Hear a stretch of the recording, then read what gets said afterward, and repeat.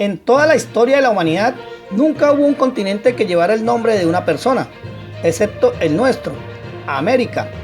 Se trata del único caso en que un ser viviente, conocido, históricamente existente, le ha dado su nombre a toda una masa continental y a la cuarta parte del mundo, por así decirlo. Europa, Asia, África tienen nombres mitológicos que remontan a la más lejana antigüedad y que reposan en leyendas y mitos tradicionales. En cambio, el nombre de América proviene de Américo Vespucio, un florentino del siglo XV, es decir, de ese tiempo que los italianos llaman el Quattrocento. A principios del siglo XVI, el mundo había sido parcialmente cartografiado. Durante siglos, diversos artesanos de la geografía habían tratado de plasmar sobre el papel las sinuosas formas de los continentes, la esquiva aparición de las islas, la amplitud infinita de los océanos. Aquellos mapas primigenios de Asia y Europa son hoy auténticas reliquias, obras maravillosas, pero incompletas. No sería hasta 1507 cuando un cartógrafo alemán, Martin Waldseemüller, dibujaría en un pergamino la palabra América, por primera vez en la historia de los mapas. Aquel singular acontecimiento, jalonado por los diversos descubrimientos que los navegantes europeos iban notificando al otro lado del océano Atlántico, abrió un nuevo mundo de posibilidades a todos los niveles y completó de forma definitiva la visión del planeta que los humanos de aquel tiempo tenían.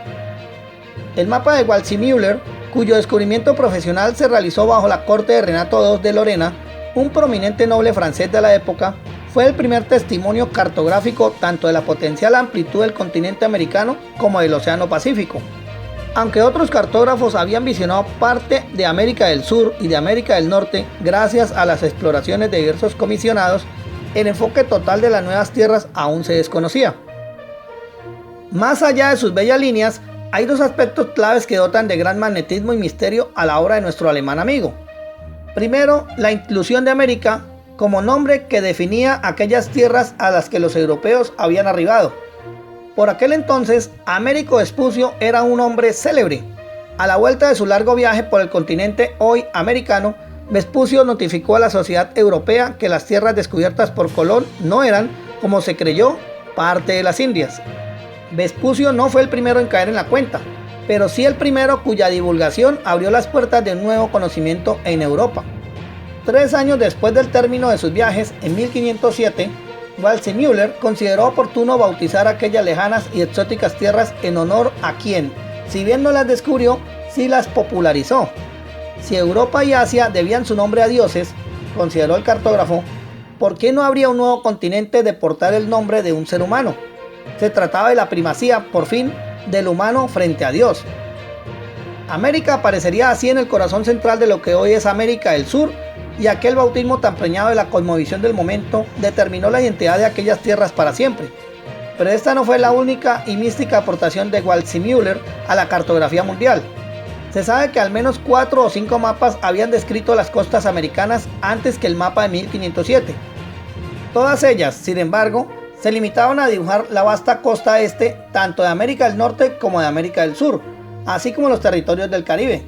Lo que los europeos sabían de las tierras que más tarde colonizarían era limitado en aquel momento. Hay que tener en cuenta que el último viaje de Colón data de 1502, tan solo 2 años antes del regreso de Vespucio y 5 del trabajo de Waldseemüller. Por aquel entonces, la información viajaba a un ritmo lento, por lo que el espacio de tiempo es extremadamente breve. Más aún si pensamos que el primer hombre que llegó a las costas del Pacífico proveniente de Europa, Vasco Núñez de Balboa, no las hollaría hasta 1513.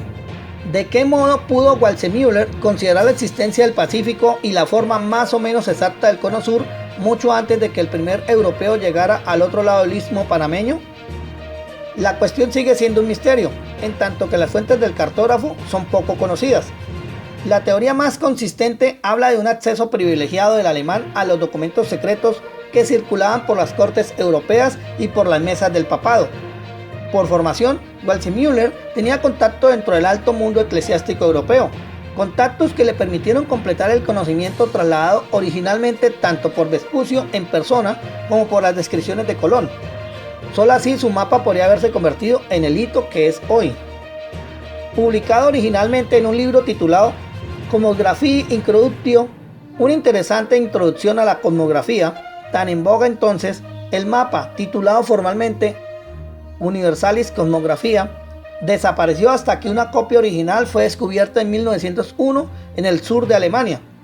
Aquel ejemplar es el único que aún pervive a día de hoy y fue adquirido y expuesto por la Librería del Congreso de Estados Unidos en 2003. Sin embargo, hay otras copias no originales. El último aspecto singular del mapa de Waldseemüller es su carácter finalista. El cartógrafo lo diseñó para ser pegado a globos terráqueos de madera, es decir, fue uno de los primeros cuya mera ideación ya descontaba la forma esférica de la Tierra. De este modo, se hicieron copias específicas para ser empastadas en globos ilustrativos.